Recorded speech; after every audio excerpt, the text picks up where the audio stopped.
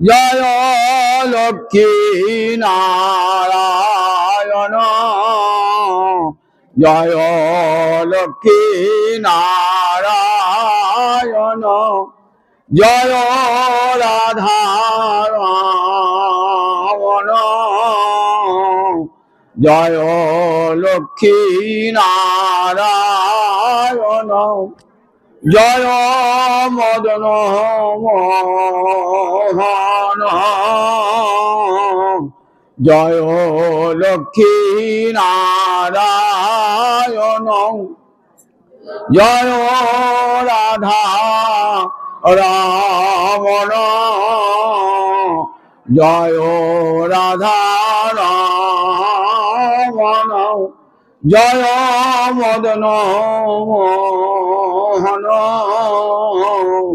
বিশ্বদেব নামে রাখে লক্ষ্মী নারায়ণ, সুদামা রাখিল নাম দারিদ্র ভঞ্জন, লক্ষ্মী নারায়ণ জয় জয় লক্ষ্মী নারায়ণ, লক্ষ্মী নারায়ণ জয় জয় লক্ষ্মী নারায়ণ। নিতাই গৌরী সীতানাথ প্রেমানন্দে একবারে হরি হরি বলো। নিতাই গৌরী সীতানাথ প্রেমানন্দে একবারে হরি হরি বলো। নিতাই গৌরী সীতানাথ প্রেমানন্দে একবার হরি হরি বলো। জয় নিতাই জয় নিতাই জয় নিতাই। সমবেত ভক্তবৃন্দে চরণ আমার কোটি কোটি দণ্ডবত পরিপাত, কোটি কোটি দণ্ডবত পরিপাত, কোটি কোটি দণ্ডবত পরিপাত।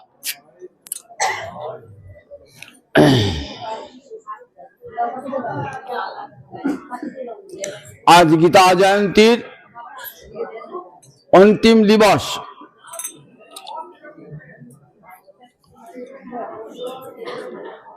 এই 9টি দিন ধরে গীতার অনেক কথাই আলোচিত হলো, আর অনেক কথাই অনালোচিত হয়ে রইল। যা আলোচনা হলো তা 100 ভাগের 1 ভাগ আলোচনা হলো, এখনো অনেক ভাগই পড়ে রইল। আবার যদি কখনো সুযোগ হয় আপনাদের শোনাবো। বসুদেব সুতং দেবং কংস চানুরমর্দনং দেবকী পরমানন্দং বন্দে কৃষ্ণং জগদ্গুরুং, বন্দে কৃষ্ণং জগদ্গুরুং। জগদ্গুরু কৃষ্ণকে বন্দনা করি। গীতার বক্তা কৃষ্ণ, গীতার রচয়িতা কৃষ্ণ, গীতার শ্রোতা শ্রীকৃষ্ণ। ভালো তো শুনুন, গীতার বক্তা কৃষ্ণ, গীতার রচয়িতা শ্রীকৃষ্ণ, গীতার শ্রোতাও শ্রীকৃষ্ণ। সেটা কেমন করে হয়? গীতা তো লিখেছেন ব্যাসদেব, তাহলে ব্যাসদেব বলে ব্যাসদেব তো কৃষ্ণই। মুনিনাম অপ্যহং ব্যাস। বিভূতি যোগ বলছেন তো, বিভূতি যোগে ভগবান কি বলছেন? মুনিদের মধ্যে আমি ব্যাস। তাই তিনি ব্যাস রূপে গীতা রচনা করেছেন। আবার শুনছেন কে? অর্জুন। বিভূতি কি হচ্ছে? পাণ্ডবানাং ধনঞ্জয়, পাণ্ডবদের মধ্যে আমি ধনঞ্জয়। তাহলে শুনছেন যিনি, তিনিও কৃষ্ণ। আবার বক্তা তো শ্রীকৃষ্ণ বটে। তাহলে কৃষ্ণই বলছেন, কৃষ্ণই গীতা রচনা করেছেন, আবার কৃষ্ণই শুনছেন। বসুদেব সুতং দেবং কংস চানুরমর্দনং দেবকী পরমানন্দং কৃষ্ণং বন্দে জগদ্গুরু। গোবিন্দকে জগৎগুরু কেন বলা হয়েছে? শ্রীমদ্ ভাগবতে ব্রহ্মাদি দেবগণ বলেছেন যে প্রভু তুমি তো আচার্য চৈত্য গুরুরূপে সমস্ত জীবের হৃদয়ে রয়েছে। চৈত্য গুরুরূপে সমস্ত জীবের হৃদয়ে চৈত্য গুরু রূপে রয়েছে। চৈত্যগুরু মানে চিত্তে থাকে যে গুরু। চিত্ত মানে মন, চিত্তে থাকে যে গুরু তাকে বলে চৈত্যগুরু। চয়ই তয়ে তয়ে জফলা, চৈত্যগুরু। চৈত্যগুরু রূপে প্রতিটি জীবের হৃদয়ে তুমি রয়েছ। আবার বাইরেও তুমি আচার্য মূর্তিতে আবির্ভূত হও। আচার্যং মাং বিজানিয়াত, দ্বাদশ স্কন্ধে বলছেন উদ্ধব, আমাকেই আচার্য রূপে জানবে, আমি গুরু রূপে জগতে যাই। জীবের অনিস্তার লাগি নন্দসুত হরি, ভুবনে প্রকাশ হাহানে গুরু রূপ ধরি। জীবকে নিস্তার দান, সংসার সাগর পার কাটবার জন্য গোবিন্দই আবার গুরুমূর্তি ধারণ করে আসেন। তাই আমরা বলি গুরু আর কৃষ্ণ অভিন্ন, কারণ ভগবান কৃষ্ণই এক মূর্তিতে গুরু রূপে আবির্ভূত হন, তিনিই সমস্ত জগতের গুরু। তাই বন্দে কৃষ্ণং জগৎ গুরু। বসুদেব সুতং, বসুদেবের পুত্র রূপে তুমি আবির্ভূত হয়েছিলে। বসুদেব শব্দের অর্থ কি? দেখবেন ভাগবতে বলা আছে সত্যং বিশুদ্ধং বসুদেব শব্দিতং। বিশুদ্ধ সত্যগুণকে বলা হয় বসুদেব, বিশুদ্ধ সত্যগুণ। সত্য রজতম তিনটে গুণ রয়েছে, তো সত্যগুণটাকে আমরা উৎকৃষ্ট গুণ বলি। এই সত্যগুণটা কিন্তু বিশুদ্ধ সত্যগুণ নয়, এটা মলিন সত্য। কেন? এর সঙ্গে রজতম মিশিয়ে আছে, তাই এটা মলিন সত্য।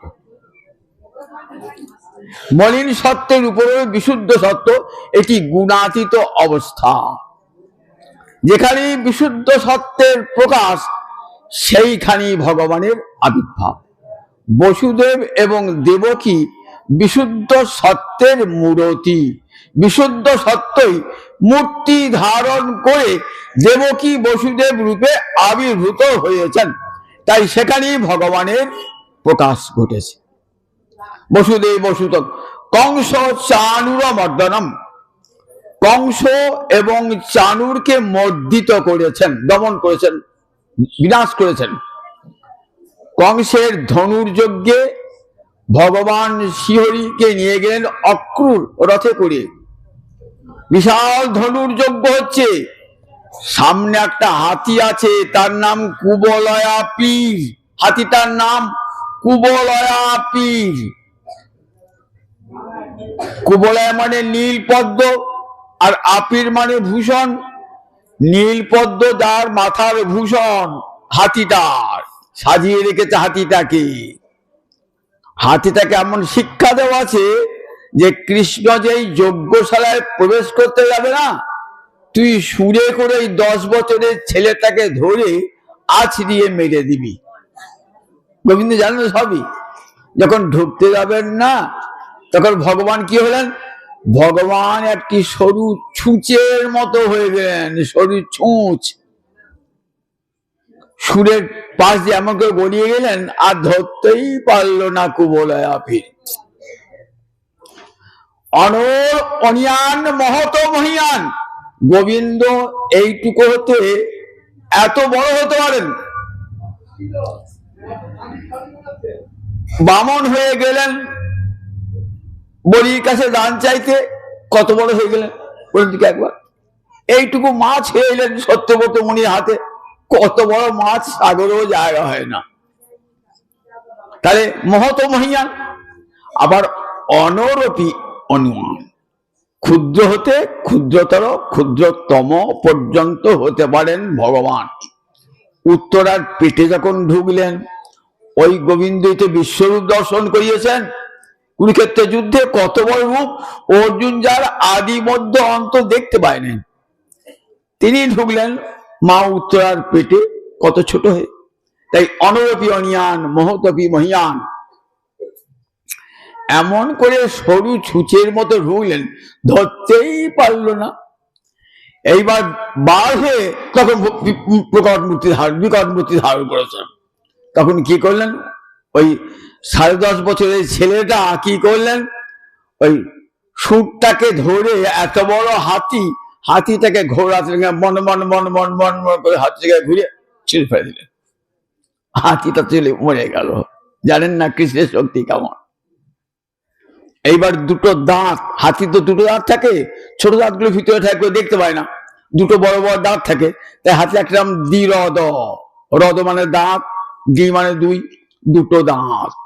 সেই দুটো দাঁত তুললেন, দাদাকে বললেন, দাদা বলাই দাদা তুই একটা নে, আমি একটা নি, এইবার নিয়ে যুদ্ধ করবেন কার সঙ্গে। এইবার দুটো বড় পালোয়ান আছে, কে পালোয়ান, চানুর আর মুষ্টিক। চারুর আর মুষ্টিককে হত্যা করে একবারে কংস বসাচ্ছে উচ্চ সিংহাসনে, একবারে কংসকে ধরে নামালেন সিংহাসন থেকে। কংস চানুর মর্দনম, কংসের বিনাশ। আজ তোমার আমার হাতে তোমার বিনাশ। মনে আছে সেই যোগমায়া কি বলেছিল, তোমারে বধিবে যে গোকুলে বাড়িতে, সে দেখো আমাকে।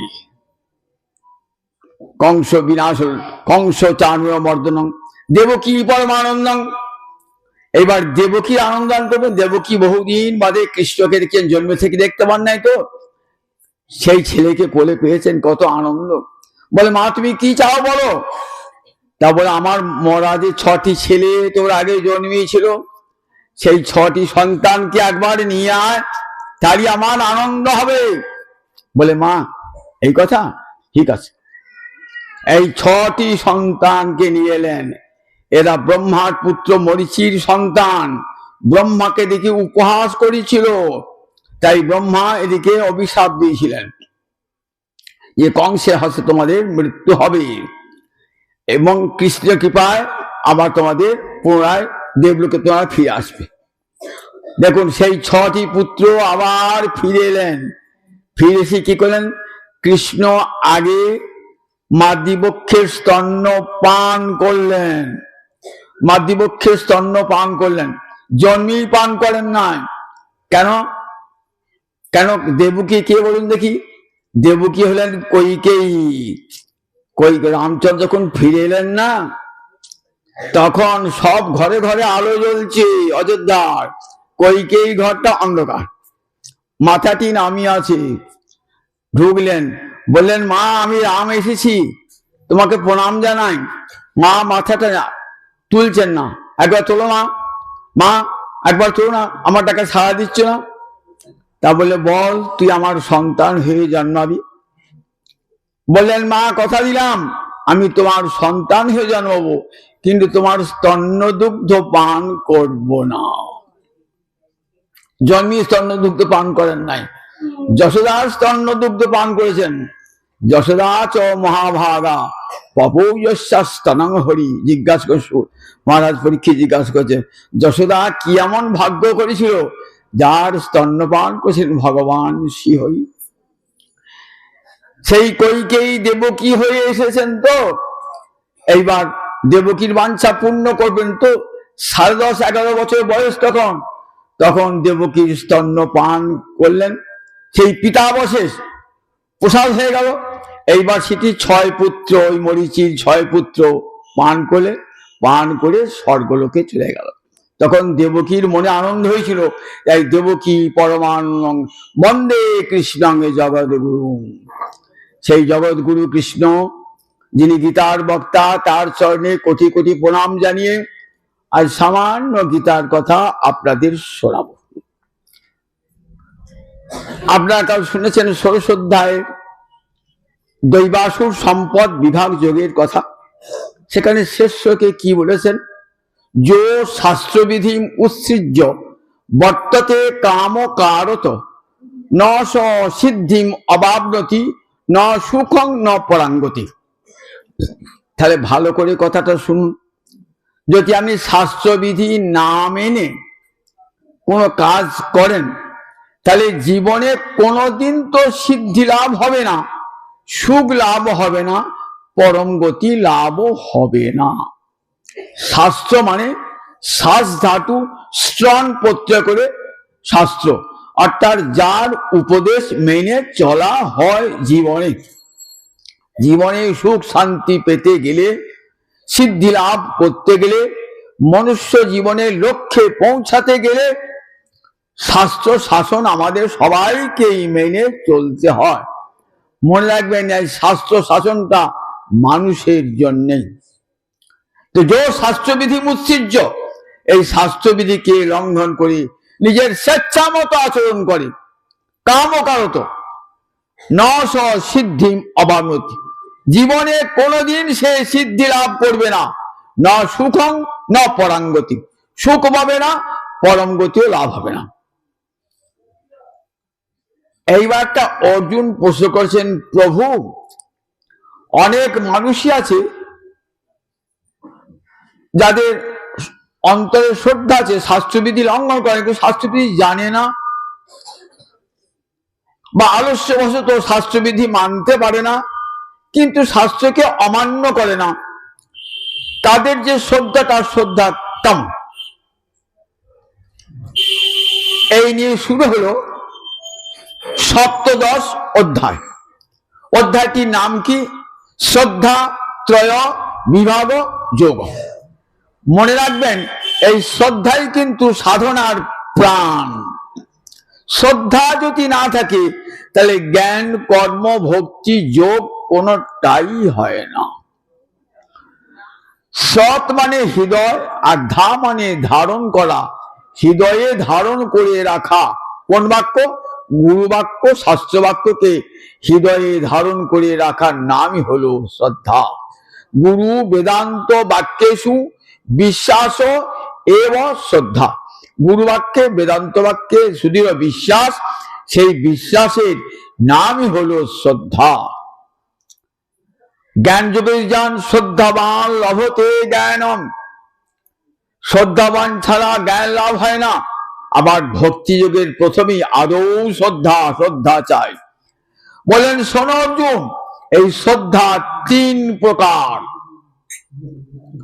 কিরকম না? সত্যানুরূপা শ্রদ্ধা, সত্যের অনুরূপ শ্রদ্ধা।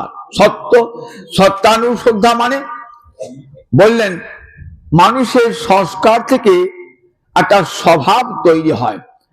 আপনি যেমন পাপ করুন, পুণ্য করুন, কর্ম করছেন তো দিনরাত, অনেক অনেক জন্ম কর্ম করেছেন, সেই কর্ম কি করে আপনার মনে একটা প্রভাব রেখে যায়। এই কর্ম করতে করতে করতে করতে সংস্কার তৈরি হয়। কতগুলো সংস্কার কি করে না একটা স্বভাব তৈরি করে। সেই স্বভাবগুলোর মধ্যে যেটা ফলনমুখ হয় তাকে বলে প্রারব্ধ। সেই প্রারব্ধ বশে আমাদের জন্ম হয়েছে। আরো কিন্তু অনেক সংস্কার জন্মাছে, সঞ্চিত আছে। এই যে প্রারব্ধ ভোগ করছি, এটা ফলনমুখ স্বভাব আমাকে এই জন্মে হয় মানুষ, নয় পশু, নয় পাখি, নয় দেবতা রূপে আমাকে জন্মদান করেছে। এই যে সত্যানুরূপা শ্রদ্ধা, বলেন তিন প্রকার শ্রদ্ধা। বলে কিরকম? সাত্ত্বিকী শ্রদ্ধা, রাজসী শ্রদ্ধা, তামসী শ্রদ্ধা। যাদের সাত্ত্বিকী শ্রদ্ধা তারা কি করে? তারা দেবতা পূজা করে, দেবতা অর্চনা করে। যাদের রাজসী শ্রদ্ধা তারা যক্ষ রক্ষ পূজা করে। দেখবেন চৈতন্য ভাগবতে বলা আছে, কিছু মানুষ তখন কিন্তু যক্ষ রক্ষ পূজা করত, রাক্ষসের পূজা করত, যক্ষের পূজা করত। আর তামসী পূজা, তারা ভূত প্রেত পিশাচের পূজা করত, নরবলি দিত, মায়ের কাছে নরবলি, পশু বলি দিত। তামসী পূজা। বললেন এদের শ্রদ্ধা তামসী শ্রদ্ধা। তাহলে তিন প্রকার শ্রদ্ধা, সাত্ত্বিকী, রাজসী, তামসী। আর কৃষ্ণ সেবা করে কারা? যারা বিশুদ্ধ সত্যে অবস্থান করছেন, তিন গুণের অতীত হয়ে বিশুদ্ধ সত্তা। বলেন এই তিন প্রকার শ্রদ্ধা। আহারও তিন প্রকার। দেখবেন গীতায় আহারের নামটি করেন নাই, কিন্তু আহারের বৈশিষ্ট্য দিয়ে বুঝিয়ে দিয়েছেন তিন প্রকার আহার: সাত্ত্বিক আহার, রাজসিক আহার, তামসিক আহার। সাত্ত্বিক আহার কেমন?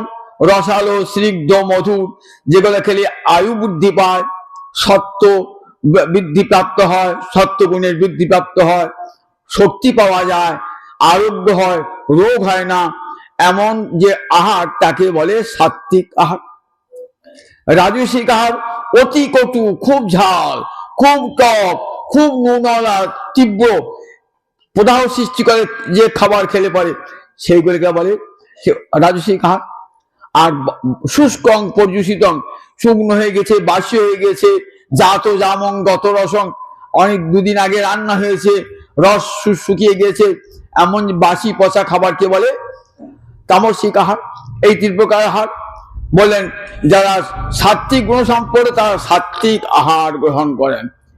অনেকে বলেন আহারে কি আছে, এগুলি নিয়ে তর্ক করতে আসে, তারা শাস্ত্র না পড়ে তর্ক করতে আসে। আহারে একটা গুণ আছে, ভালো করে পড়ে দেখবেন।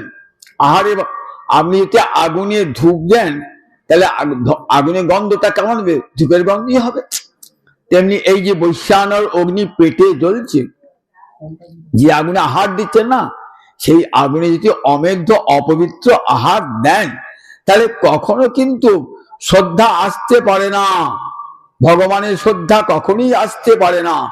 সেই জন্য বারবার শাস্ত্র আহার শুদ্ধির কথা বলেছেন।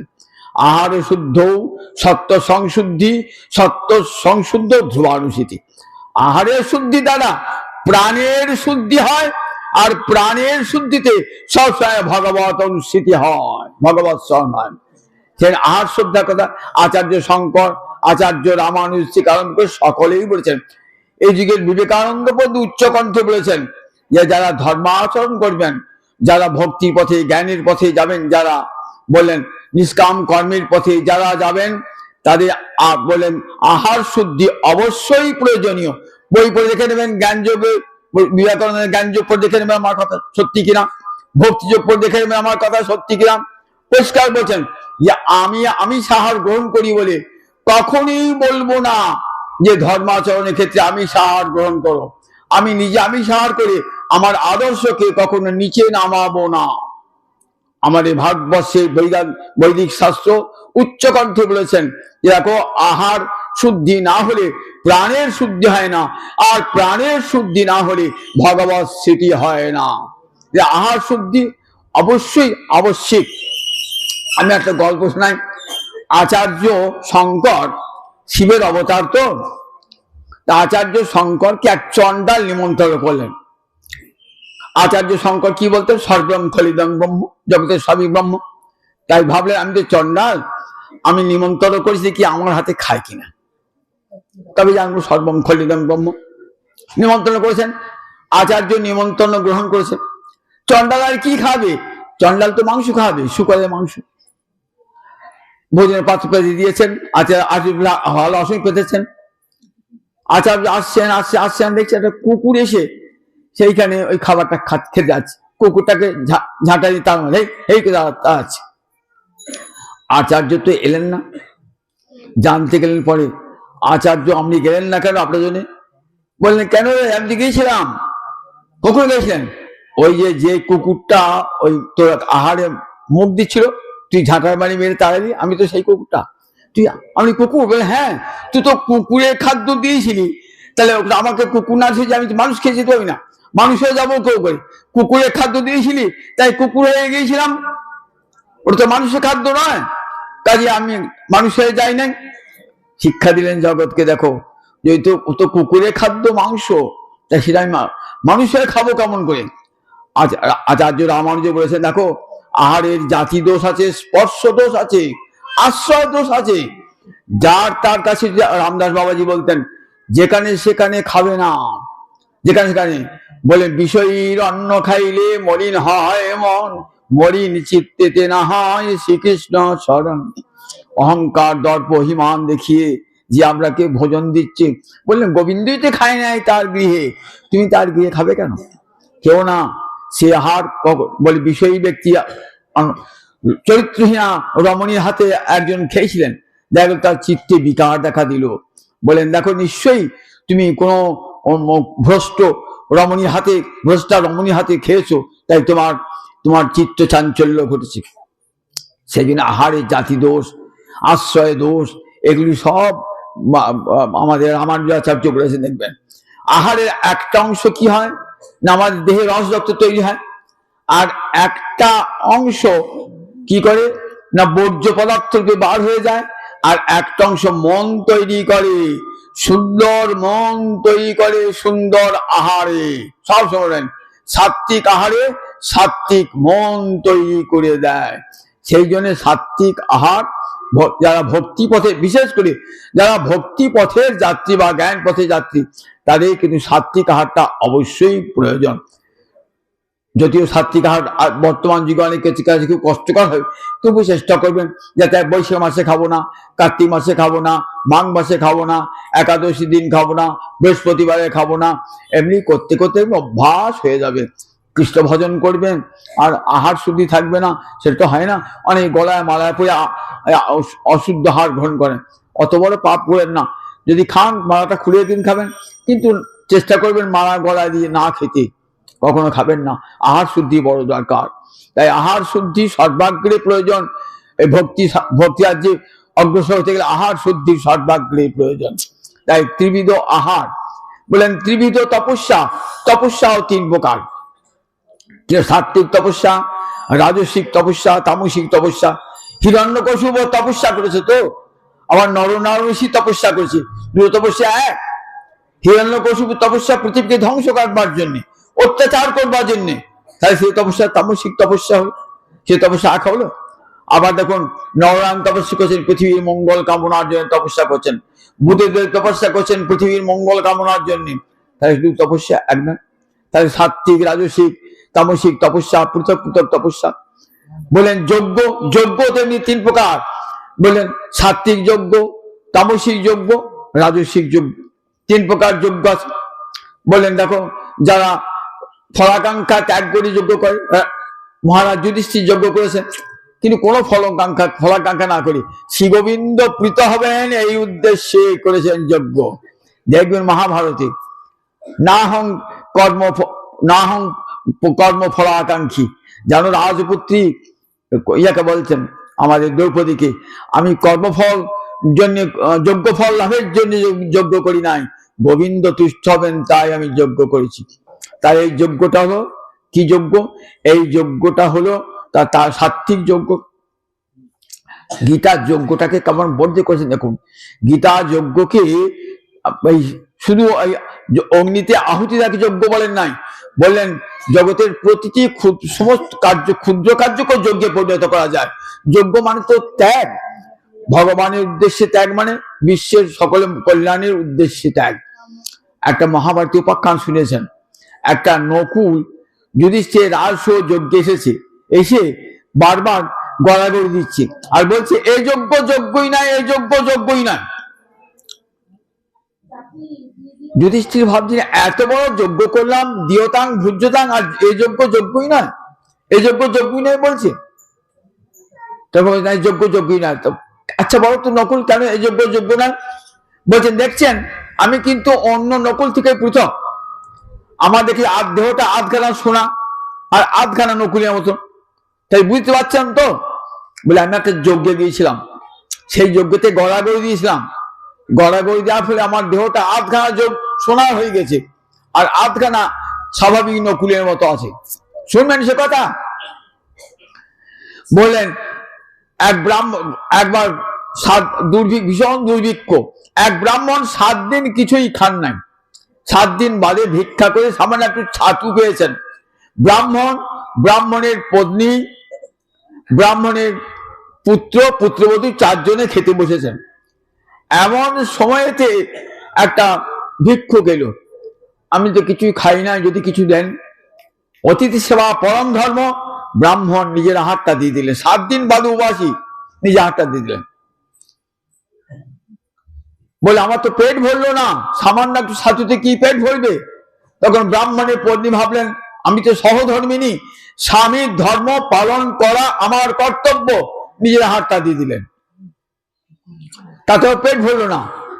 তখন পুত্র ভাবছেন পিতার ধর্মে সাহায্য করা পুত্রের ধর্ম, এই জন্য পুত্রের পেয়েছি, তিনি তার নিজের হাতটা দিলেন, পুত্রবধূ নিজের হাতটা দিলেন, 4 জনে দিলেন, 4 জনই মারা গেলেন। ওই ব্রাহ্মণের পত্নী, পুত্র, পুত্রবধূ।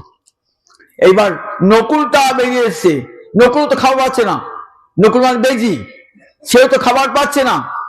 মানুষের আহার নাই, বেরিয়ে আহার কি করে হবে? বেরিয়ে এসে কিছু তো খাবার পেলেন না, ছাতু মাটিতে লেগেছিল, সেগুলো খেতে গেলেন, গায়ে লাগিয়ে গেল, অর্ধেকটা সোনা হয়ে গেল। তারপর থেকে ভাবছেন আবার এমন যোগ্য কোথায় পাবো যেখানে গেলে বাকি অর্ধেকটা সোনা হবে। ওই যে ব্রাহ্মণ, ওই যে চারজনকে, ব্রাহ্মণ পত্নী, ব্রাহ্মণী পুত্র, পুত্র মধু, চারজন যে আজ ওই ভিক্ষুক অতিথিকে খাওয়ালেন, কত বড় যোগ্য বলুন একটা? এটা যোগ্য না? এটা একটা যোগ্য। আমরা বাড়ির দূরে একটা ভিখারি কাঁদছে, বলছে বাবা আমি 3 দিন খাই নাই, তখন আপনার কর্তব্য কি? আপনার নিজের আহারটাই তাকে যদি দেন, এটা একটা বড় যজ্ঞ হয়ে গেল। আবার আগুনে ঘি ঢেলে কি যজ্ঞ হবে, কি পুণ্য লাভ হবে? ওই যে দরিদ্র মানুষটিকে, অভুক্ত মানুষকে খাওয়ালেন, এটা বড় যজ্ঞ। একটা লোক শীতে কাঁপছে, চাদর নাই, ভালো জামা নাই, আমরা চাদরটা দিয়ে দিলেন, বলে এর চেয়ে বড় যজ্ঞ কি হবে? বলে সব যে বড় যজ্ঞটি গীতা এই যজ্ঞে নামিয়ে নিয়েছেন। বলছেন দেখুন, যে নিজের জন্য রান্না করে নিজে খায়, সে পাপ খায়, সে পাপ। যজ্ঞ শিষ্টাসীন বলে মুচ্চন্তে সর্ব কিলবিষয়। বললেন যারা যজ্ঞাবসের মানে ভগবানকে দিয়ে, অতিথিকে দিয়ে, দুর্গত ভিখারিকে দিয়ে শেষে যে খায়, সেই অমৃত ভোজন করে, সে বিকশাবাসী ভবেন নিত্যম। বলে অমৃত ভোজন হয়, সেটা অমৃত ভোজন। আর কাউকে না দিয়ে যে খায়, সে প্রতিমূর্তি পাপ ভোজন করে প্রতি মুহূর্তে। তাই গীতা কি বলেছেন? গীতা বলেছেন দেখো, এর চেয়ে বড় যজ্ঞ আর হয় না। গীতা দিয়েছেন, গীতা না পড়লে মানুষ হওয়া যায়? শুন দেখে একবার, কতখানি উদার চরিত্র।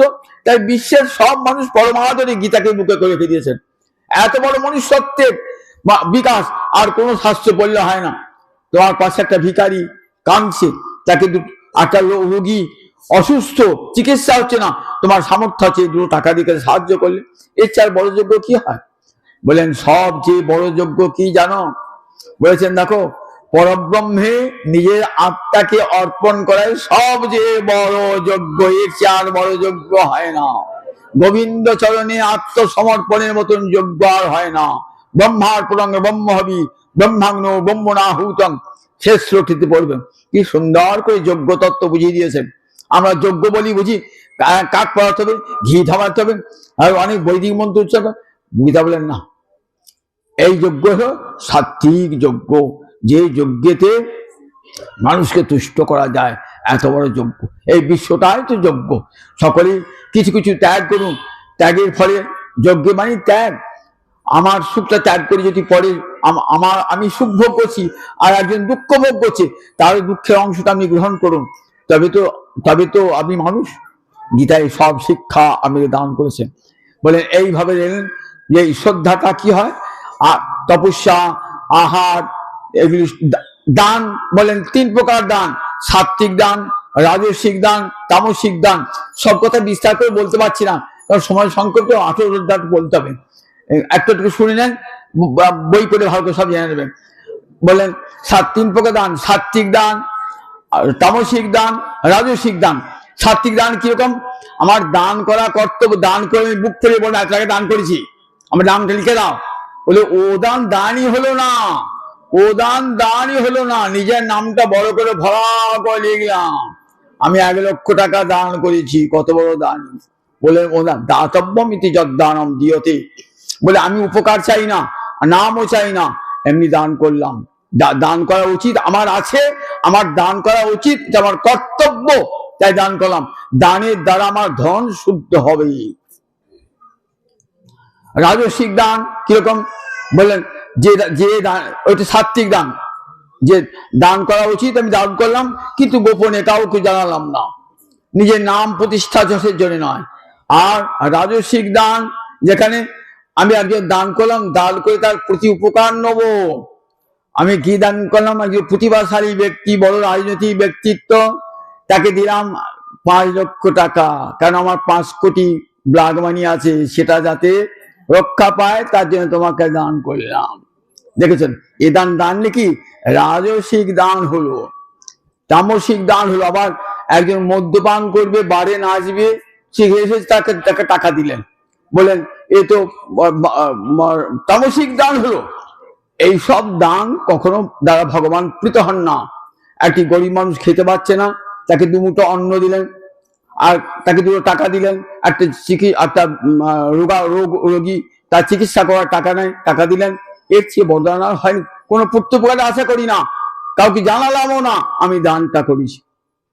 এমনি গীতা শিক্ষা দিলেন যে দেখো দানও 3 প্রকারের। এমনি করে বললেন দেখো এই শ্রদ্ধা সত্তানুরূপা, যার যেমন সংস্কার তৈরি হয়েছে, স্বভাব তৈরি হয়েছে, ঠিক তেমনি তার শ্রদ্ধাটাও অনুরূপ হবে। এই শ্রদ্ধার ফলে আমরা কোথায় প্রবেশ করব বললেন দেখো প্রত্যেকে আপন আপন প্রত্যেকে কর্ম করে যায়। একটাকে শুনলেন, বললেন সকর্মণা তম অভ্যর্চ সিদ্ধি বিন্দতি মানব।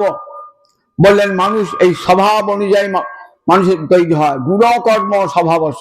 যেমন স্বভাব তেমনি তার কর্ম হবে, আর তেমনি তার গুণ সত্য রজতম। তা বলে যে ব্রাহ্মণ ক্ষত্রিয় বৈশ্য শূদ্র এই 4টে বর্ণ, এটা কোনো বংশগত নয়, জাতিগত নয়, গুণকর্ম বিভাগ। ভাগ শুন, গুণ কর্মের বিভাগ অনুসারে, গুণ কর্মের বিভাগ অনুসারে। গুণ কোনটা? সত্য রজতম 3টে গুণ।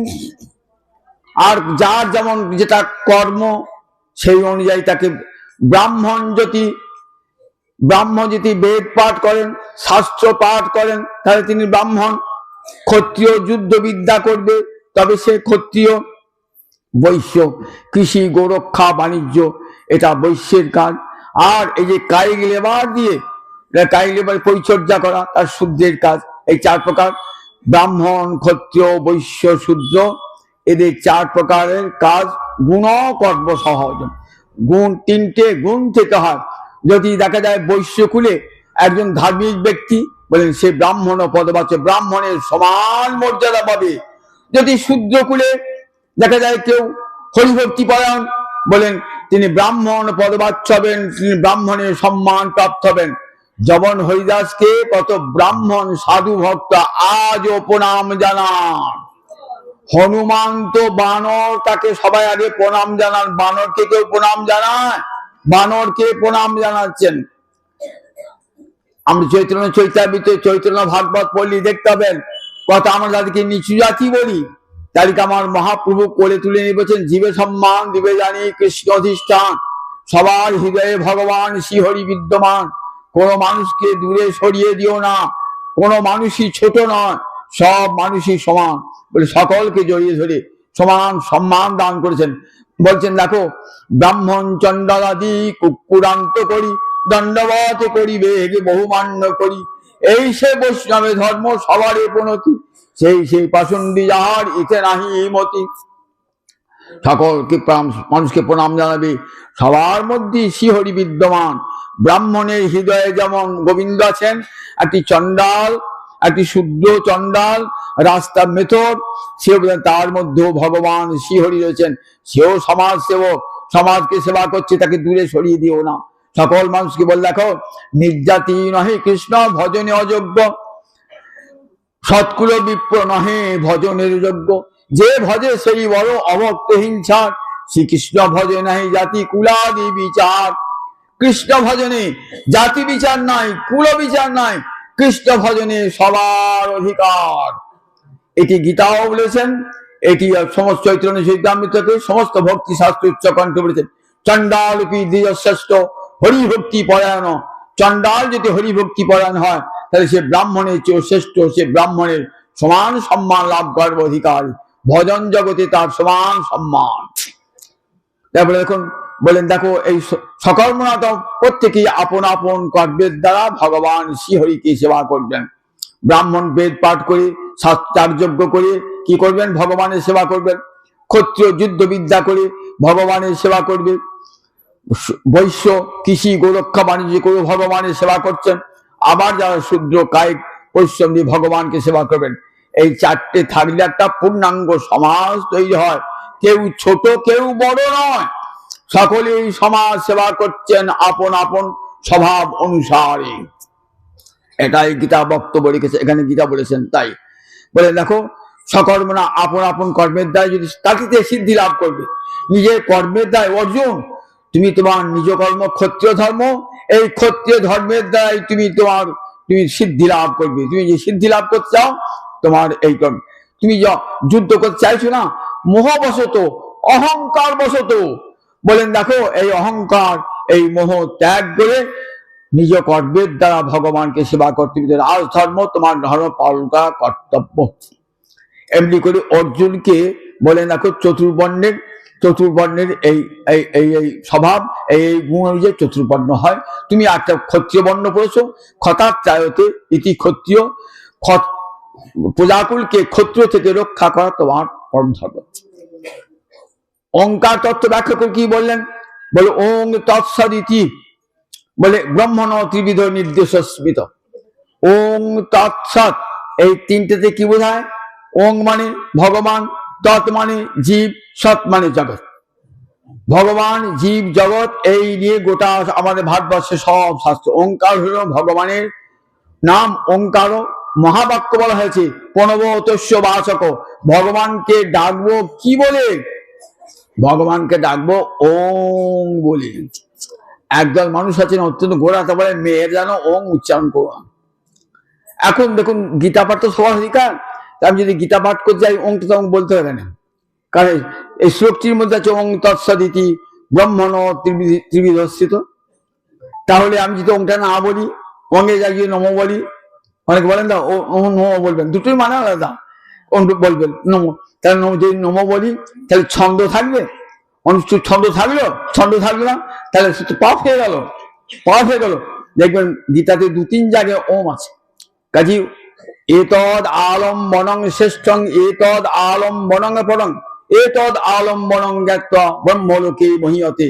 ভগবানকে উপাসনার এর চেয়ে শ্রেষ্ঠ আর কিছু নাই ওঙ্কারের দ্বারা উপাসনা। বেদমাতা বারবার বলছেন ওঙ্কারের দ্বারা ভগবানের উপাসনা, এটাই ভগবানের সর্বশ্রেষ্ঠ কি হলো, ভগবানের সর্বশ্রেষ্ঠ উপাসনা।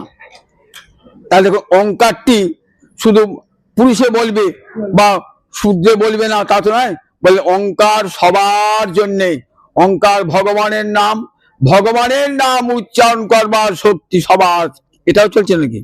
ভগবানের নাম উচ্চারণ করবার, ভগবানের নাম উচ্চারণ করবার, ভগবানের নাম উচ্চারণ করবার সবার অধিকার ওঙ্কার। এখানে গীতায় ভগবান পরিষ্কার বলে দিলেন ওং তৎসদিতি ব্রহ্মকে, পরব্রহ্মকে ওঙ্কার ওং তৎসৎ এই নামে অভিহিত করবে। এই সব উপদেশ দেওয়ার পর ভগবান কি বলছেন? ভগবান বলছেন দেখো অর্জুন, আমি তোমাকে এটা গুজ্জতম সব কথা বলে দিলাম, এইবার শোনো তোমার শেষের দিকে পরম গুজ্জতম কথা বলছি। সর্বগুজ্জতম সিনুমে পরমং বচ, সবচেয়ে গুজ্জতম বচন একটা শোনো আমার কাছে। গুজ্জতম, গুজ্জ মানে গোপন কথা, গুজ্জতর মানে অধিকতর গোপন কথা, গুজ্জতম মানে সবচেয়ে গোপন কথা। কিন্তু আবার কথা সর্বগুজ্জতম সিনুমে পরমং বচ, সর্বগুজ্জতম বচন শ্রবণ কর। কথাটা কত গুরুত্বপূর্ণ দেখুন। সিনুমে পরম বচ, অর্জুন তো শুনছেন, শোনো ভালো করে কান পেতে শুনতে হবে, ভালো করে কান পেতে শুনতে হবে। শোনো অর্জুন, ভক্তা মাম অভিজানাতি জাবান যস্যাস্মি তত্ত্বত ততমাং তত্ত্বত জ্ঞাত্বা বিশতে তদ অনন্তরম। জানো অর্জুন, ভক্তা মাম অভিজানাতি, ভক্তি শব্দের তৃতীয়া রাগ বচনে ভক্তা, এইটি হলো করণকারকে তৃতীয়া। করণকারকে তৃতীয়াটা কখন হয়? সাধকতমং করণং। আর আমাদের পাণিনি তার ব্যাকরণে বলেছেন অষ্টাধ্যায়ীতে যে সাধকতমং করণং, অর্থাৎ একটা ক্রিয়ার সাধনের যেটা সবচেয়ে বড় সাধক তাকে বলে করণ। যেমন কাঠুরিয়া কুড়ুল দিয়ে গাছ কাটছে, তো আমি বাংলায় উদাহরণটা দিচ্ছি, কাঠুরিয়া কুড়াল দিয়ে। তাহলে কাঠুরিয়া দুটো তার কি আছে, কুড়ুল আছে, কুড়ুলের বাটটা আছে, হাতটা আছে, 3টে করণ আছে। কোনটা সবচেয়ে সাধকতম? ওই কুড়ুলের ফলাটা। হাতটা থাকলেও গাছটা কাটা হবে না, কুড়ুলের বাটটা থাকলেও হবে না, ফলাটাই একমাত্র এই সাধকতম। তাই দেখুন ছেত্তা কুঠারেন কাষ্ঠং ছিনত্তি, এই কুঠারের তৃতীয়া বিভক্তি হয়েছে। তাই ভক্তামাম অভিজানাতি, একমাত্র ভক্তির দ্বারাই আমাকে সর্বতোভাবে জানা যায়। আমার কত লীলা, আমার কত ধাম, আমার পরিকর সব ততমাং তত্ত্বত জ্ঞাত্বা বিশতে তদ অনন্তরম, আমাকে তত্ত্বত জানা হয়। দেখো আমি তত্ত্ব জানা আর তত্ত্বত জানা দুটো পার্থক্য আছে। আপনি জানেন গরুর দুধকে সবাই জানেন, এবার দুধ থেকে ছানা ঘি মাখন তৈরি হলো, তো সেটা হলো তত্ত্বত জানা। ভগবান রসবিগ্রহ, তো কত প্রকারে ভগবান বৃন্দাবনে লীলা করেছেন। মোর পুত্র মোর শাখা মোর প্রাণপতি, সেখানে কেমন করে ভগবান মাতা মোরে হে পুত্র রূপে করেন বন্ধন, অতিহীন জ্ঞানে করে লালন পালন, সখা শুদ্ধ সখ্যে করে স্কন্ধে আরোহণ, তুমি কহনে বড় লোকে তুমি আমি সম, প্রিয়া জ্যোতি মান করি করে ভৎসন, বেদস্তুতি হইতে তাহা হরে মোর মন। কত রূপে ভগবানের লীলা। বলছি প্রেম ভক্তির গভীরে প্রবেশ না করলে ভগবানের এইসব লীলা জানা যায় না। তাই যে ভক্তা মাম অভিজানাত, আমাকে সর্বতোভাবে জানে। এই ভক্তির পর সে পরাভক্তিতে প্রবেশ করে। পরাভক্তি মানে প্রেম ভক্তি। এই প্রেম ভক্তিতে প্রবেশ করে দেখতে পায় যে ভগবান বৃন্দাবনে কত রূপে লীলা করেছেন। মা যশোদা তাকে বাঁধছেন, শ্রীরাম সুদাম তাকে শ্রীরাম কি করছেন, শ্রীরাম সুদামকে কাঁধে নিচ্ছেন, কাঁধে চড়ায় করে কিরারণ, গোবিন্দের কাঁধে চাপছে শ্রীরাম সুদাম। তুমি কোহনে বড় লোকে তুমি আমি সম, তুমি আমার চেয়ে বড় কিসে, তুমিও যা আমিও তাই। আবার দেখুন প্রিয়া জ্যোতি মান করি করে ভৎসন, চন্দ্রাবলীর কুঞ্জতে রাধানী কুঞ্জ এসেছে, তাড়িয়ে দিচ্ছেন, যাহি মাধব যাহি কেশব মা মদ কৈত বাদম, যাও যাও মাধব যাও যাও কেশব, কপট কথা বলো না। যে ভগবানকে যোগী পায় না যোগ সাধনে, জ্ঞানী পায় না জ্ঞান সাধনে, আর সেই ভগবানকে প্রত্যাখ্যান করছেন ব্রজগোপীরা। এই যে রসগভীরের প্রবেশ কখন হয় বললেন, রসগভীরের প্রবেশ কখন হয় বললেন, যখন প্রেম ভক্তিকে পরাভক্তিতে প্রবেশ করে। প্রেমাঞ্জন ছুরিত ভক্তি বিলোচন সন্ত সদৈব হৃদয় এসে বিলয় করেন্তি। প্রেমের কাজল মাখা নয়নে দেখছেন বৃন্দাবনে কেমন শ্যাম সুন্দর শিখি বিচ্ছ গুঞ্জা বিভূষণ, গোপবেশতি ভঙ্গিম মুরলী বদন। দেখছেন ভগবানকে, সেই মুরলী বদন কৃষ্ণকে গোপবেশ ভগবানকে দর্শন করছেন। কার বলেন, এই প্রেমে মাখা নয়নে, প্রেমের অঞ্জন মাখা নয়নে ভগবানকে দর্শন করছেন। এই ভগবত দর্শন।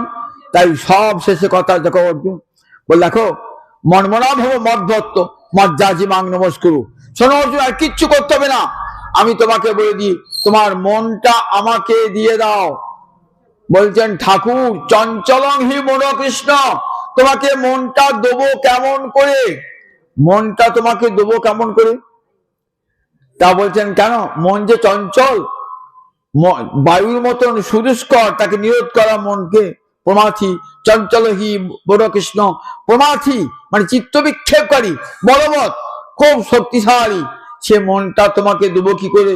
আমি তো ক্ষত্রিয়, আমার মধ্যে খাত্র স্বভাব রয়েছে, সবসময় মন চঞ্চল, সেই চঞ্চল মন তোমাকে দেবো কেমন করে, পারবে না। এক কাজ করো, তুমি আমার ভক্ত হয়ে যাও। কিরকম ভক্ত হবো, আমার কথা শ্রবণ করো, কীর্তন করো, আমার অর্চনা করো, বন্ধ করো। বলে আমি তো ক্ষত্রিয়, তোমার কথা শ্রবণ কীর্তন করার সময় কোথায় আমার, আমি দিন রাত তো রাত দিন জেগে জেগে অস্ত্র শিক্ষা করি, পারবে না। বল না, ও বন্ধুর মতো কথা হলো না, তোমাকে মন দিতে পারবো না, আর তোমার ভক্ত সেজে শ্রবণ কীর্তন করতে পারবো না। মত জাজি বলে আচ্ছা আমার অর্চনা, বলে না না ও তো ব্রাহ্মণে করে, আমি অর্চনা করবো, তোমাকে অর্চনা করবো কি, সে পারবে না। বেশ, তাহলে এক কাজ করো, মাঙে নমস্কুরু, সকাল সন্ধ্যায় একটা করে আমাকে নমস্কার করবে। নম ব্রহ্মণ্য দেবায় গো ব্রাহ্মণ হিতায় চ জগদ্ধিতায় শ্রীকৃষ্ণায় গোবিন্দায় নম নম। এবার একটা প্রণাম করবে। একটা প্রণামের কেমন দাম জানো, কৃষ্ণ প্রণামী ন পুনর্ভবায়। গোবিন্দ চরণে একবার যে প্রণামে প্রণাম জানায়, আর তার জন্ম হয় না, আর মায়ের পেটে আসে না। দশাশ্বমেধি 10টা অশ্বমেধ যজ্ঞ করলো, আবার ফিরে আসতে হবে, কিন্তু একটা গোবিন্দকে প্রণাম জানালে পরে আর মায়ের পেটে আসতে হবে না। কৃষ্ণ প্রণামের এত বড় গুণ। আমাকে একটা প্রণাম জানি। শোনো অর্জুন, কেমন করে প্রণামটি জানবে? বলেন, আমার চরণে শরণাগতি হয়ে সর্বধর্মান পরিত্যজ্য মামেকং শরণং ব্রজ, অহং তাং সর্বপাপেভ্যো মোক্ষয়িষ্যামি মা শুচ। আরম্ভ হলো শুচস্য অসচ্চানন্দ শুচস্তং, শেষ হলো মা শুচ দিয়ে। মা শুচ দিয়ে শেষ হলো। সর্বধর্ম বলে তোমাকে এত ধর্মের কথা মনে রাখতে হবে না, একটা ধর্মের কথা মনে রেখে দিও, সব পরিত্যাগ করে আমার চরণে আশ্রয় গ্রহণ। একমাত্র নিজেকে দেখে বলছেন, মাম একং, একমাত্র আমার চরণে শরণাগতি গ্রহণ করো। যদি কোনো অন্য ধর্ম পরিত্যাগ করার জন্যে যদি কোনো পাপ হয়, আমি তোমাকে সব পাপ থেকে মুক্তি দান করব। এই একং শরণং ব্রজ। একটা গল্প শুনাই। এক রাজা বিদেশে যাবেন, তার অনেকগুলি রানী আছে, তো তার রানীকে বলছে এখন বিদেশে যাবো, কার কি আনতে হবে একটা তালিকা দাও আমাকে। তা বড় রানী, মেজো রানী, সেজ রানী সব বড় বড় তালিকা দিয়েছেন কি কি আনতে হবে। ছোট রানী শুধু একটা এক লিখে দিয়েছেন। এইবার রাজা গিয়েছেন, রাজা গিয়ে মন্ত্রী বা সঙ্গে যারা আছে একবার দেখো রানীদের কি কি অর্ডার আছে, ফরমাইশ আছে, সব কিনে নাও। কিনে দিয়েছেন। ছোট রানী দেখেছে একটা বাকি, ছোট রানী কিছু কিনতে পারলেন না। রাজা ফিরে এলেন, ফিরে এসে সবাইকে সব রানীর ঘরে ঘরে সব যা যা চেয়েছেন দিলেন। ছোট রানীকে বললেন, আচ্ছা তুমি এক লিখেছো, তোমার যদি আমি কিছুই আনতে পারলাম না, এক লিখেছো, একটা কি? বলে বুঝতে পারলেন না, রাজা হয়ে এত বড় রাজ্য চালাচ্ছ, বুঝতে পারলেন না? একটা কি জানো, আমি একমাত্র তোমাকেই চাই, আর কিছুই চাই না। ঠিক ভক্ত যিনি বলবে তোমার কাছে ভক্তি চাই না, মুক্তি চাই না, কিছুই চাই না, অষ্টসিদ্ধি নবনিধি কি চাই না, হে গোবিন্দ আমি কেবল তোমাকেই চাই। তখন হলো শরণাঙ্গ ব্রজ, তখনই হলো ভগবানের চরণে এইটি ভগবানের শেষ উপদেশ। বললেন সর্বধর্মান পরিত্যজ্য মাম একং শরণং ব্রজ, অহং তাং সর্বপাপেভ্যো মোক্ষয়িষ্যামি মা শুচ। নিজেকে দেখিয়ে বলছেন একমাত্র আমার চরণে, হে গোবিন্দ আমি তোমার চরণে শরণাগত হলাম। শরণাগতি হওয়ার 6টা লক্ষণ। আনুকূল্যস্য সংকল্প, তোমার প্রীতির জন্য যা যা করবে তাই আমি করবো। তোমার যা প্রীতিকর নয় সেগুলো বর্জন করবে, প্রাতিকূল্যস্য বর্জনং। তুমি একমাত্র রক্ষিষ্য বিশ্বাস, তুমি একমাত্র রক্ষা করতে পারো, এই বিশ্বাস অন্তরে থাকবে। তুমি কর্তৃত্বে বর্ণং তথা, একমাত্র তুমি জগতের রক্ষাকর্তা, এইটি আমার অন্তর যেন দৃঢ় বিশ্বাস হয়। আত্মনিক্ষেপ কার্পণ্যে, আমি নিজেকে তোমার চরণে চিরকাল অর্পণ করে দিলাম। আর আমি বলবো আমি ভজন সাধন কিছুই জানি না প্রভু, আমি তোমার কৃপার পাত্র, আমাকে কৃপা করে নাও প্রভু। আমার জ্ঞান নাই, যোগ নাই, সাধন নাই, আমি তোমার চরণের দাস প্রভু। আমি তোমার চরণের জুতো, চরণের পাদুকা যেমন পড়ে থাকে, নিশ্চল হয়ে পড়ে থাকে, চরণে পড়লেই তার গতি। আমি তোমার শ্রীচরণে পড়লেই আমার গতি হবে প্রভু। আমি তোমার হাতের বাঁশি, সে তো ফোমরা, তুমি যেমন করে বাজাবে তেমনি বাজবো। আমি তোমার হাতের যন্ত্র, তুমি যন্ত্রী, যেমন করে বাজাবে আমি তেমনি করে বাজবো। তয়া হৃষিকেশ হৃদি স্থিতেন যথা নিযুক্তস্মি তথা কর্মী। যেমন করে তুমি আমাকে যে কাজে নিযুক্ত করবে আমি তাই করবো। এমনি করে সব গোবিন্দের কর্ম মনে করি, গোবিন্দের চরণে আত্মসমর্পণে শরণাগত। এই কথা বলার পর বলছেন, সঞ্জয় বলছেন যুদ্ধের 10 দিন পর বিশ্বের পতন হয়েছে। এবার সঞ্জয় গিয়েছেন, তো সঞ্জয় গিয়েছেন, আমার ধৃতরাষ্ট্রকে সব বলছেন ঘটনা সমস্ত। বলছে আমি ব্যাস প্রসাদা, আমি ব্যাসের অনুগ্রহে আমি সব জানতে পেরেছি, এই কুরুক্ষেত্রে যুদ্ধের কথা। ব্যাসপ্রসাদ যখন শুনছি কৃষ্ণার্জুনের সংবাদ, বাকি যে 8 দিনে সেগুলো দেখছেন তো, ওর শুনছেন কৃষ্ণের মুখ থেকে ঘটনাগুলো, বলছেন আমার প্রতি মুহূর্তে রোমহর্ষণ হচ্ছে। তুমি শোনো, তাই আমার কি অভিমত জানো? সঞ্জয় ধৃতরাষ্ট্রের মুখ্য প্রধান সচিব এবং প্রবল জ্ঞানী বিদুলার মায়ের নাম ছিল বিদুলা, পিতার নাম ছিল গবলগণী, পরম বিচক্ষণ। ধৃতরাষ্ট্র কাছে থাকতেন, ধৃতরাষ্ট্রকে কি উপদেশ, সৎ উপদেশ দান করতেন সব সময়তে, যে আপনার পুত্রগণ অত্যাচারী, তাদেরকে যুদ্ধক্ষেত্রে ফিরিয়ে আনুন, বিপদ তাদের জন্য দুর্যোধন দুঃশাসনের জন্য চরম বিপদ নেমে আসছে, আপনি পিতা হয়ে কেন তাদেরকে নিষেধ করছেন না? বারবার এই কথা সঞ্জয় বলতেন। পাণ্ডবেরা কেমন জানো? পাণ্ডবেরা কেমন জানো? তারা কৃষ্ণাশ্রিত, তাদেরকে কেউ অমঙ্গল করতে পারবে না মহারাজ। তাদের কেউ যত্র কৃষ্ণ ধনুর্ধর অর্জুন, যেখানে কৃষ্ণ আছেন, ধনুর্ধর অর্জুন আছেন, সেখানেই সব বলে, সেখানেই জয়, সেখানেই জয়, সেখানেই ঐশ্বর্য, সেইখানেই ধ্রুবানীতি, সেখানেই শ্রী, সেখানেই বিজয়, সব সেখানে। মহারাজ শত চেষ্টা করলেও কোনো মতেই আপনার পুত্রদের জয় হবে না। পুত্রগণকে নিবৃত্ত করুন। সঞ্জয়ের কথাও ধৃতরাষ্ট্র শোনেন নাই, অবশ্যই যেন চালিত হয়েছেন ওই পরিণতির দিকে চালিত হয়েছেন। বললেন এই গীতা তাই সংসার সাগরং ঘোরং, শেষ বলে সঞ্জয় থামলেন। অর্জুন শোনালেন ধৃতরাষ্ট্রকে সমস্ত গোবিন্দের বাণী। এই বাণী আমরা দেখতে পাই গীতার বাণী সব সঞ্জয়ের বাণী। বললেন সংসার সাগরং ঘোরং তর্তুমিচ্ছতি যৌনর, এই সংসার সাগর যদি পার হতে চাও তাহলে এই গীতাকে আশ্রয় করো, এই গীতাকে আশ্রয় করে সংসার সাগর পার হবে। সমস্ত সাধু মহাত্মা বলেছেন যে দেখো গীতাকে সম্বল করে জীবন পথে চলো। বিবেকানন্দ সবসময় মাথায় পাগড়িতে সবসময় একটা ছোট্ট গীতা থাকতো মাথায় পাগড়িতে সব সময়। সাধু মহাজনগণ বলেছেন সব সময় গীতাকে সঙ্গে রাখবি, কোনো বিপদ আপদ হবে না। আমি একটা এই ভূতের গল্প বলে গল্প শেষ করবো, আজ পাঠ শেষ করবো। ভূতের গল্প বলে একজন পুরুষ একটা বিয়ে করেছে একটা মেয়েটা কিন্তু আসলে ভূত, কিন্তু সে বুঝতে পারে ভূতরা তো বিভিন্ন রূপ ধারণ করে। ভূতেরা সুন্দর রমণী বেশি এসে বিয়ে করেছে, বুঝতে পারছে না, তুই স্বাভাবিক রমণীর মতো ব্যবহার করছি, আসলে কিন্তু সেটা ভূত, নারী রূপ ধারণ করে হয়েছে। এইবার একদিন রাত্রেবেলাতে স্বামী স্ত্রী শুয়ে আছে, তো দুই একটা হারিকেন জ্বলছে। তা হারিকেনটা দেখেছেন তো, আগের দিন হারিকেন থাকতো, হারিকেনটা শিকাগুলো বেশি হয়ে গেছে, কালো কাঁচটা কালো হয়ে যাচ্ছে। বলছে কমিয়ে দাও তো, তা একটু দূরে আছে তো, তাহলে একটু বউকে উঠে গিয়ে নিবুতে হবে তো। দেখছে ও হাতটা লম্বা করছে,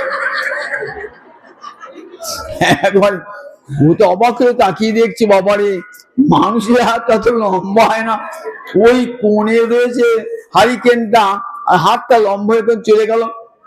ভয় হয়ে গেছে, কিছু বলতে পারছেন, গলা টুপি মেরে দেয়, এখন কিছু বলতে পারছেন না, কিচ্ছু বললেন না, মনে মনে চিন্তা করছেন কি হয় চিন্তা করছেন। এই বাবাকে তাড়ানো যায় কি করে? তাড়ানো যাচ্ছে তো, ভূত তো তাড়ানো যাচ্ছে না। তখন একদিন গিয়েছে এক কবিরাজির কাছে, কবিরাজ একটা ওষুধ দিয়ে স্ত্রী হয়তো মাথা গোলমাল করে একটা ওষুধ দিয়েছেন, কিন্তু একটা গীতার ছেঁড়া, কবিরাজ চোখে দেখতে পান না, একটা গীতা বই ছিঁড়ে পুড়িয়া দিতে, তখন পুড়িয়া করতেন ডাক্তারেরা, কবিরাজরা ওষুধ দিয়েছেন গুঁড়ো পুড়িয়া, একটা ওই গীতার পাতা ছিঁড়ে পুড়িয়া করে দিয়েছে। সে নিয়েছে পুড়িয়াটা, নিয়ে এসে খাটে বসেছে, বউ আর ঘর ঢুকতে পারছে না, এসো ঘরে এসো, বউকে ডাকছে। তা বলছে ওই তো পকেটে যেটা ফেল দাও, পকেটে যেটা আছে তো ফেলে দাও, পকেটে ওষুধ আছে তো, ওটা ওষুধ তাহলে কি হবে? ওটা না ফেললে আমি যাবো না, কেউ যেতে চাইছে না। তখন আমি দেখি কি আছে, দেখছি একটা গীতার পাতা ছেঁড়া, ভারী হলে ওষুধ পেয়ে গেলাম, আর আমি পকেট থেকে গীতা পেটা ফেলবো না, তুমি ঢোকো দেখি। আর ঢুকবে না। বউ আর ঢুকতেই বলো না, বলে সেখানে যেখানে জানে গীতাটা নিয়ে ঘুরি করবেন, গীতার পাতা সে পাতায় নিয়ে। আর শেষকালে বউ শেষকালে বাড়ি ছাড়তে বাধ্য হলো। এই ভূত প্রেত পিশাচ সব দূর হবে, সমস্ত ভয় থেকে মুক্তি হবেন, সঙ্গে একটু করে গীতা রাখবেন। যেখানে যাবেন না, দেখলেন না তোমার প্লেন অ্যাক্সিডেন্ট হলো, তো সেখানে কি হলো, একটা লোক বেঁচে গেল, কারণ তার গীতা ছিল বলে বেঁচে গেল। যে যেখানে যাবেন না, ওই গীতাটি সঙ্গে করে, যদি গীতা না নেন, গীতার শেষ লাইনটি লিখবেন একটা কাগজে, সর্বধর্মান পরিত্যজ্য মামেকং শরণং ব্রজ অহং তাং সর্বপাপেভ্যো মোক্ষয়িষ্যামি মা শুচ। ওটি লিখে একটি কাগজে লিখে পকেটে পুরে, ঝোলায় পুরে, ব্যাগে পুরে, শাড়ি খুঁটে বেঁধে যেখানে যাবে যান, একবার নির্বিঘ্নে, আর কোনো ভয় আপনাকে তাড়া করবে না। বড় দুর্ঘটনা হয়ে গেল, যে অনেক লোক মরে গেল, আমি কি যেমন কার তেমনি আছেন। গীতা মায়ের এত কৃপা, এত শক্তি গীতার। আজও এই বিজ্ঞানের যুগে বিশ্বাস করুন, গীতার দৃঢ় বিশ্বাস। দেখুন এই যে এত বড় দুর্ঘটনা, প্লেন সব মরে গেল, তো কিন্তু যে লোকটার কাছে গীতা ছিল সে মরলো না। তাহলে দেখুন গীতার কেমন শক্তি। বাড়ি থেকে বেরোবেন গীতা গীতা গীতা বলে বলবেন, সকালে উঠবেন গীতা গীতা গীতা বলে, সন্ধ্যাবেলা বিছানায় স্মরণ করে, রাত্রেবেলায় গীতা গীতা বলে শুনবেন। প্রতিদিন একটু একটু করে গীতা অধ্যয়ন করবেন। আর ওই ব্রাহ্মণের মতন যখন গীতা পড়বেন না, সেই মহাপুরুষ দেখেছেন ব্রাহ্মণটাকে, দেখবেন আমরা সামনে রথের সারথি হয়ে গোবিন্দ কি করছেন, জ্ঞান মুদ্রা ধারণ করে গোবিন্দ তত্র বিত্রয়কে প্রাণে অর্জুনকে উপদেশ দান করছেন। এই মূর্তিটি ধ্যান করবেন, ধ্যান করে গীতাটি পড়বেন, প্রতিদিন পড়বেন গীতা। গীতা সুন্দর স্বভাব, সুন্দর চরিত্র দেখবেন, বাড়ি ছেলে মেয়ে সব সুন্দর করে উঠবে। গোটা গোটা সংসারটাই দেখবেন, গোটা সংসারটা বৃন্দাবন হয়ে গেছে গীতা। সেই জন্য বলছেন গীতা প্রতিদিন গীতা পাঠ, গীতা সুগীতা কর্তব্য কিমন্বয় শাস্ত্র নিশ্চয়ই ইয়া সং পদ্মনাভস্য মুখমদ্ম বিনিশ্চিতা। মহাপ্রভু গদাধরকে গীতা দিয়েছিলেন, নিজে হাতে গীতা লিখে গদাধর পণ্ডিত, এই ভরতপুরের গদাধর পণ্ডিতকে আজ আছে দেখবেন মহাপ্রভু নিজের হাতে লেখা গীতা আজও ভরতপুরে আছে, দেখে আসবেন মহাপ্রভু নিজের লেখা। কত ভালোবাসতেন মহাপ্রভু গীতাকে, জড়িয়ে ধরেছেন সে ব্রাহ্মণকে, তুমি যথার্থ গীতা পাঠক। তাই গীতা সর্বত্র আলোচিত হোক, সর্বত্র গীতার প্রচার হোক, তবে মানুষের মধ্যে কল্যাণ নেমে আসবে, বিশ্ব মানবতা, বিশ্ব ভ্রাতৃত্ববোধ, বিশ্ব মৈত্রী জাগরিত হবে একমাত্র গীতা পাঠের দ্বারা। যথার্থ সুন্দর সমাজ গড়ে উঠবে। আজ 9 দিন ব্যাপী গীতার অনেক আলোচনা হলো, কিন্তু অনেকাংশেই অনালোচিত হয়ে রইল। আমরা বাড়িতে একটু পড়বেন, আবার যদি কোনো সুযোগ হয় আবার গীতা জয়ন্তী হবে এখানে।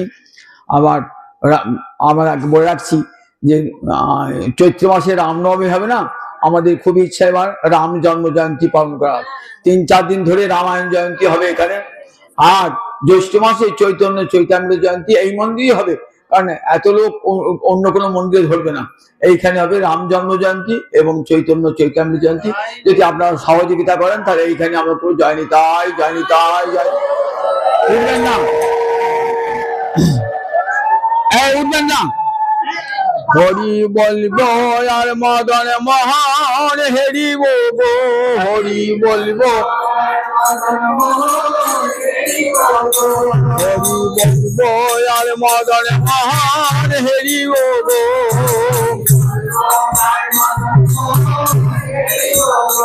আমরা এই রূপেতে বোঝে পথে চলিব গো,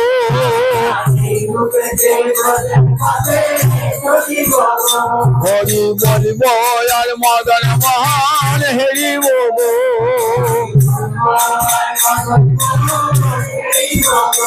আমরা এই রূপে যে বোঝের পথে চলিব গো,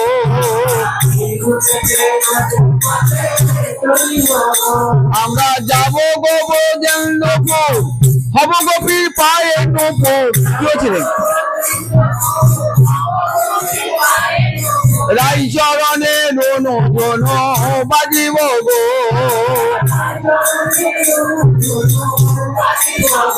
হরি বলব আর মদন মোহন হেরিব, হরি বলব আর মদন মোহন হেরিব গো।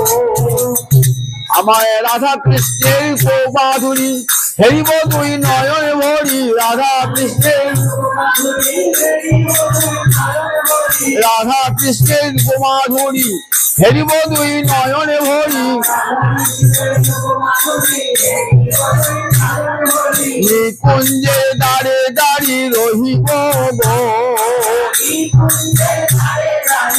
রহিব গো হরি বলবো আর মদন মোহন হরি বলবো বিপিনে বিনোদ খেলা সঙ্গে তেরা খালের মেলা বিপিনে বিনোদ খেলা সঙ্গে তেরা খালের মেলা তাদের চরণ ধুলি মাখিব গো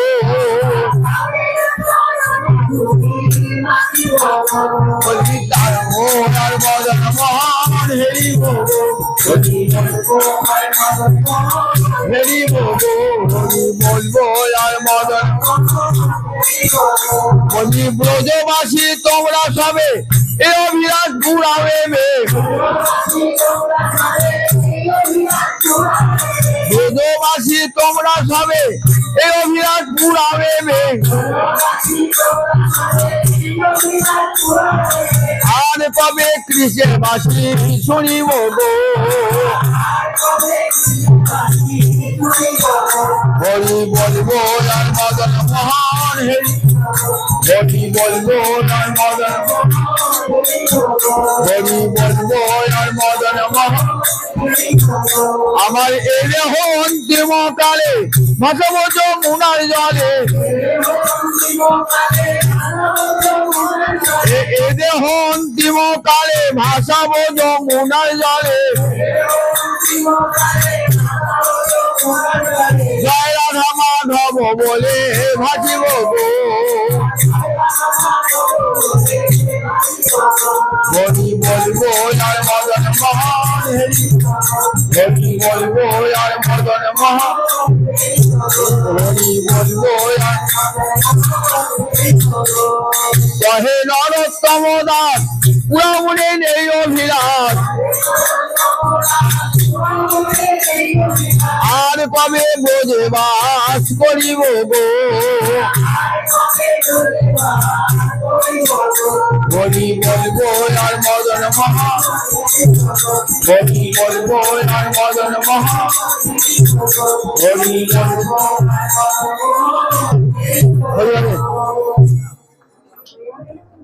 ভক্তবৃন্দের কাছে অনুরোধ আপনাদের জন্য